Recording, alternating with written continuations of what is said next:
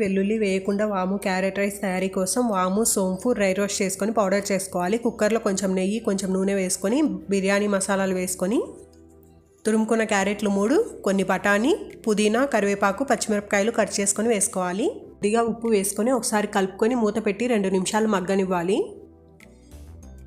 తర్వాత కొంచెం కారం పొడి, బిర్యానీ మసాలా, ధనియాల పొడి వేసుకోవాలి. అలాగే ముందుగా గ్రైండ్ చేసుకున్న వాము సోంపు పొడి వేసుకొని కలుపుకోండి. తర్వాత ఒక 2 స్పూన్లు పెరుగు వేసుకొని 1 నిమిషం కలుపుకోవాలి. తర్వాత 1 కప్పు బియ్యంకి 2 కప్పులు నీళ్లు వేసుకోవాలి. రుచికి సరిపడా ఉప్పు వేసుకొని అరగంట నానబెట్టుకున్న 1 కప్పు సోనా మసూరి బియ్యం వేసుకోవాలి. కుక్కర్ మూత పెట్టేసి 3 విజిల్లు వచ్చేంత వరకు ఉడికించుకోవాలి. లేదంటే మూత పెట్టేసి జస్ట్ ప్లేట్ మూత పెట్టి నార్మల్ రైస్ లాగైనా ఉడికించుకోవచ్చు. ప్రెషర్ మొత్తం పోయిన తర్వాత ఒక 5-10 నిమిషాలు రెస్ట్ ఇచ్చాక ఓపెన్ చేయండి. అన్నం చాలా బాగుంటుంది. తప్పకుండా ట్రై చేయండి మీరు కూడా. Thanks for watching.